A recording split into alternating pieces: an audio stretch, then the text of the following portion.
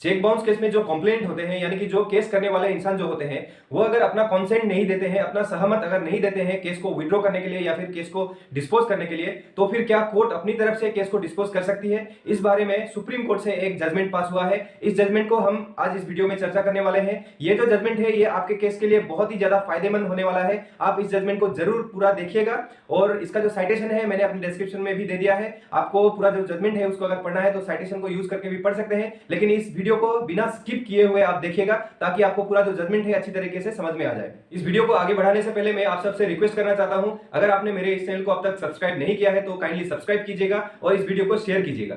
Cheque bounce के जो cases होते हैं इसमें पनिशमेंट होता है double of the check amount और 2 साल तक का जेल। ये जो पनिशमेंट है ये दिया जा सकता है चेक बाउंस के केस में अगर एक्यूज पर्सन के अगेंस्ट में अगर केस एस्टैब्लिश हो जाता है तो।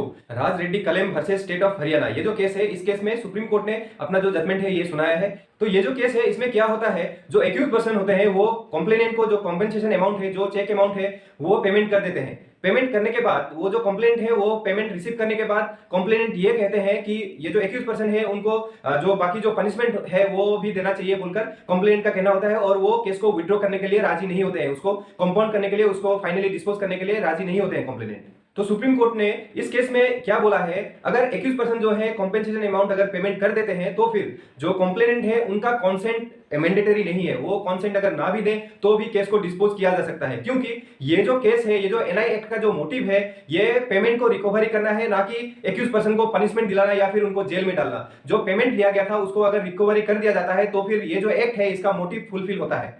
चेक बाउंस के केस में जब एक्यूज पर्सन को कोर्ट से समन दिया जाता है तो उस समन में कंप्लेनेंट का अकाउंट नंबर जो होता है, बैंक का अकाउंट नंबर देना अनिवार्य है। ये सुप्रीम कोर्ट का एक गाइडलाइन है। वो जो अकाउंट नंबर है उसमें अगर एक्यूज पर्सन पेमेंट कर देते हैं और पेमेंट किया हुआ जो बैंक का स्टेटमेंट है वो अगर कोर्ट में दाखिल कर देते हैं तो फिर एक्यूज पर्सन कोर्ट में आए बगैर भी, एक्यूज पर्सन का अपीयरेंस के बगैर भी कोर्ट इस केस को डिस्पोज कर सकती है। इसमें कोर्ट का डिस्क्रेशन रहता है, लेकिन अगर कंप्लेनेंट का कोई अगर वैलिड ऑब्जेक्शन होगा तो फिर कोर्ट इस डिसीजन को नहीं भी दे सकती है, लेकिन कुछ वैलिड ऑब्जेक्शन होना पड़ेगा कंप्लेनेंट साइड से। अगर आपके अगेंस्ट में कोई चेक बाउंस का केस हुआ है, अगर आप पेमेंट करना चाहते हैं लेकिन जो कंप्लेंट है वो जो पेमेंट है वो रिसीव नहीं करना चाहते हैं, वो आपको पनिशमेंट दिलाना चाहते हैं, तो फिर आपको जब समन मिलेगा कोर्ट से तो वहां पे जो अकाउंट नंबर दिया जाता है कंप्लेंट का, उस अकाउंट नंबर में आप पेमेंट करके वो जो बैंक का स्टेटमेंट है वो अगर आप कोर्ट में दाखिल कर देते हैं तो फिर आपका जो केस है वो डिस्पोज हो जाएगा। लेकिन उसमें कोर्ट का डिसीजन, कोर्ट का जो पावर है वो रहता है, कोर्ट चाहे, कोर्ट सेटिस्फाइड होना बहुत ही ज्यादा जरूरी है। कंप्लेंट को बिना पूछे ही, कंप्लेंट का कॉन्सेंट लिए बगैर भी कोर्ट ये फैसला दे सकती है, केस को डिस्पोज कर सकती है। अगर आपको ये जो वीडियो है ये अगर इंफॉर्मेटिव लगा है तो फिर इस वीडियो को जरूर शेयर कीजिएगा और मेरे इस चैनल को सब्सक्राइब जरूर कीजिएगा। धन्यवाद।